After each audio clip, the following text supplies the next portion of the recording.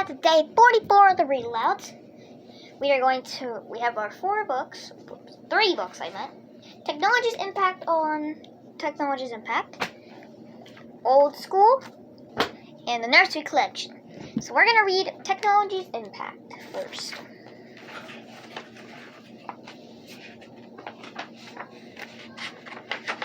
Okay, so last time we read about the cotton belt. So you guys can go check that out.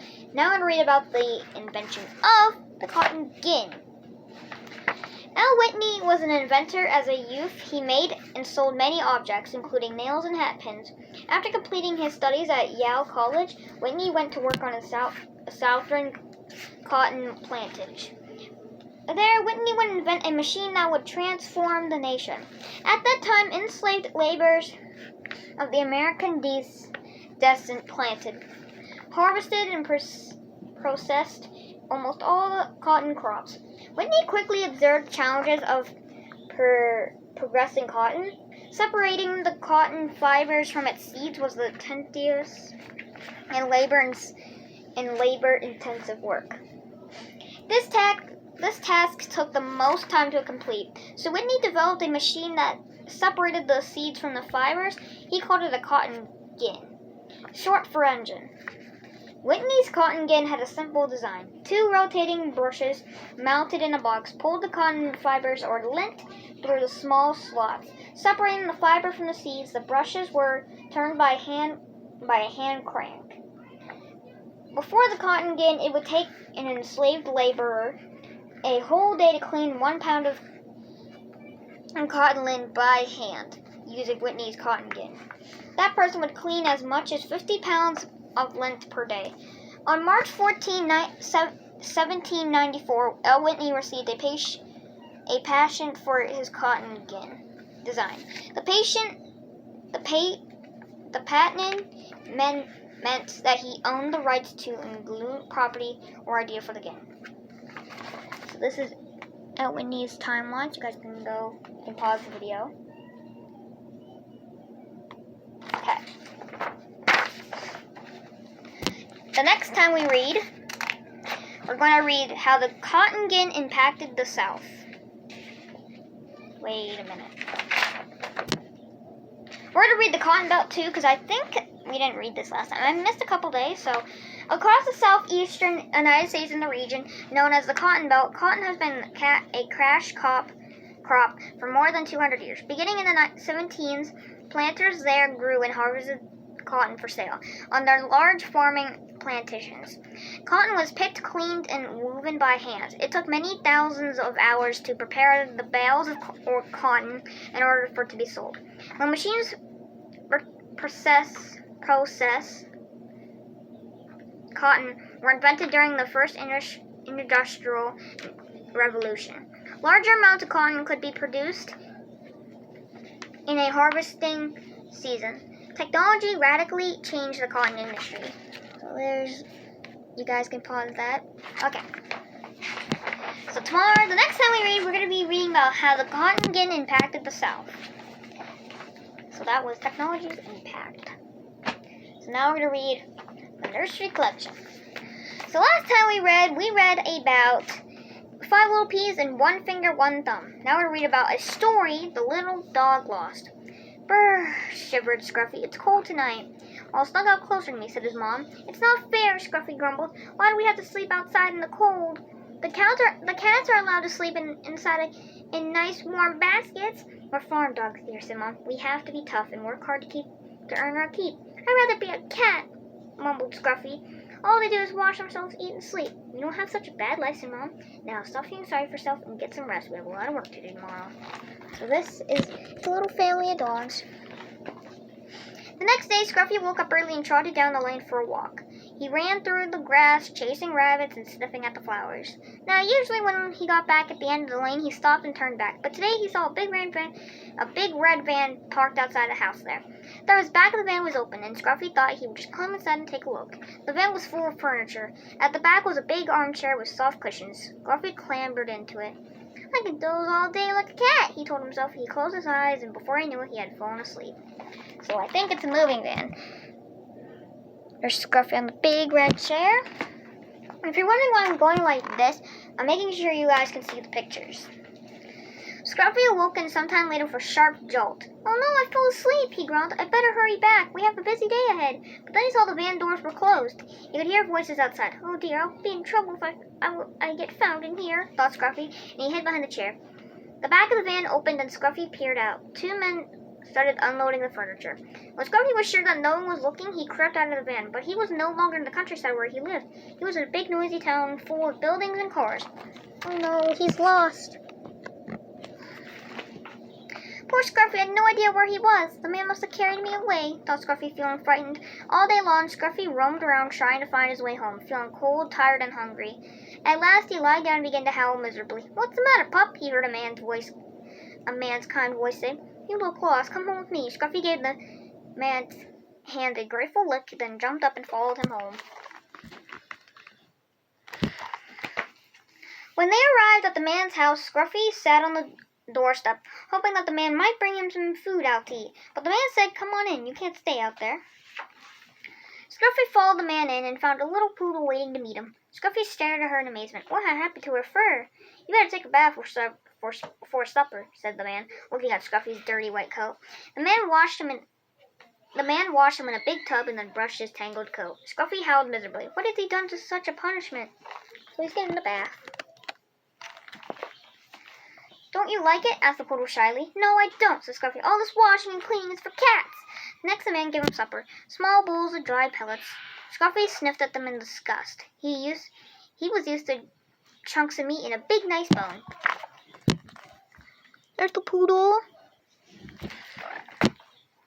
"This looks like cat food," said Scruffy miserably. After supper, the poodle climbed inside a big basket into the kitchen.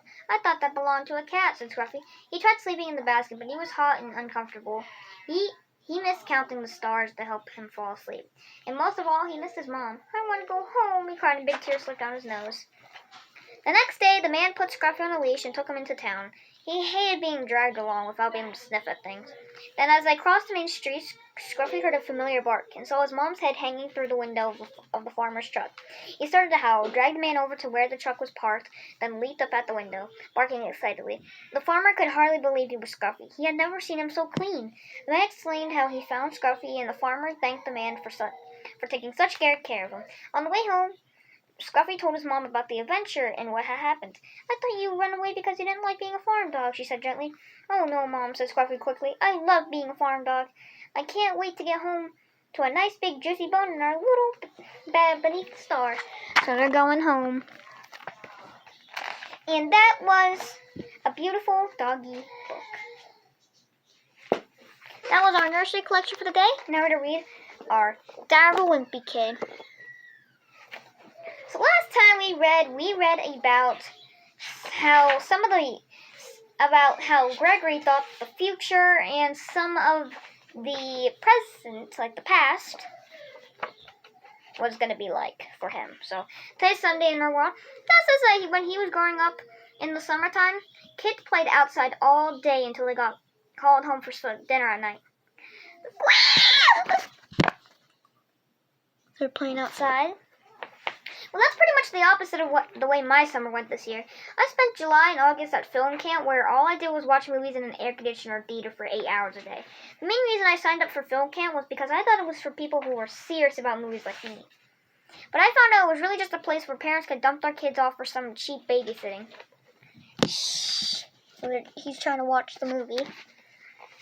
The downside of spending that much time in the dark theater is that at the end of the day, it took a half an hour for my eyes to adjust to the sunlight. So, when you're in a dark room and the light finally shows, you're just like, ugh. The other reason I signed up for film camp was to get out of the house. Ever since we got a pet pig, it hasn't been a lot of fun being at home, especially not at dinner. So there's the piggy eating. For the record, I think it's a terrible idea letting the pig at the table, because it already thinks it's a human being. And the last thing we need for is to think it's on equal foot with the rest of us. Right after we got the pig, Mom thought it would be fun to teach it some tricks. So she would give up the pig a cookie when it stood on its hind legs. Yay! So she's acting like it's a baby. But the pig learned to walk like that, and it hasn't been on its four legs ever since. To make matters worse, my little brother Manny put a pair of his shorts on the pig, and now it's like we're living in a house with a Disney character. What's wrong with the pig? He looks so cute. Mom used to take the pig outside, but after it started walking upright, it decided it was too good for its leash. It's important for you to keep an animal on a leash, like a dog or a cat, even a pig. Mom was worried that if the pig ran off, we would never find it, so she got a call with one of those GPS tracking chips in it. But every time Mom put the collar on the pig, within 5 minutes it would be back off. And don't ask me how the pig did that, since it doesn't have thumbs. So he's throwing away his collar. So now the pig just comes and goes as it pleases, and no one knows where it spends its time. What really stinks is that I have a curfew, but the pig doesn't. So if you don't know what a curfew is, it's basically you have to be at the house at a certain time. So you can't, if you go past the time that you're supposed to get to the house, you get punished for it. So I really think the pig gives too much. I think giving the pig too many privileges is a really bad idea. One day pigs will rule the world and it will be my family's fault for starting it all. I wouldn't really have an issue with the pig if it didn't interfere with my life. But I was late on the first day of school because it was hogging the bathroom. Come on! With the pig in the house, I was actually looking forward to school starting. Once I got there, I realized it was just the same old thing. And to be honest with you, I feel like I've been in middle school forever. Oh, don't worry, Greg. I'm in middle school too. I need to mix things up a little, or I was going to go crazy. So in the first week of school, I volunteered for the Homework Buddies program. Be a buddy, team up with an elementary school kid to lend a hand. Sign up for Homework Buddies today. So this is the Homework Buddies sheet. But the main reason I signed up was for it, I could skip third period, which is music class with Mrs. Grazzo. To give you an idea how long Mrs. Grazzo has been the teacher, I'm going to call her Mrs. Graz because I don't know how to pronounce her name. Mrs. Graz has been the music teacher. Dad had her when he was my age. And apparently spending 30 years teaching middle schoolers how to play musical instruments does something to a person. No! Last week I met my homework buddy, this kid named Fru. I had no idea why I even signed up for the program though, because he's one of those kids who read scientific journals and college textbooks for fun. So this is Fru. The first time we got together, Fru showed me his homework, which was some coloring and a word find. Fru said he didn't need any help, and then he asked me to see my homework.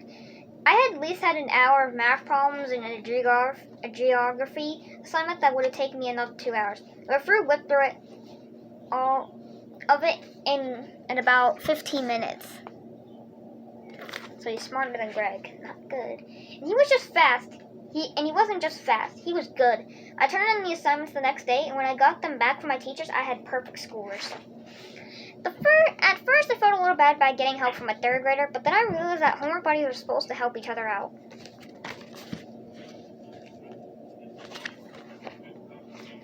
Now, whenever me and Fru get together, I just hand him a pile of assignments and let him do his thing. The way I see it is this is working out for everyone. You gotta at least, Fru has to, tell you how to do and stuff so he doesn't have to do it again. My complaint about Fru is that sometimes he's too helpful. He's been getting bored with my homework, so he started making up assignments to challenge himself. The other day, he wrote a paper and attached it to my regular homework for extra credit, but luckily I checked it over before handing it in. So it says, Fru. For a while, I was just glad to be getting some homework help, but recently I've been thinking that ever since I'm the one who discovered Fru, I deserve some kind of credit if he goes to do big things. And tomorrow will be Wednesday in his world, so I'll see you guys later.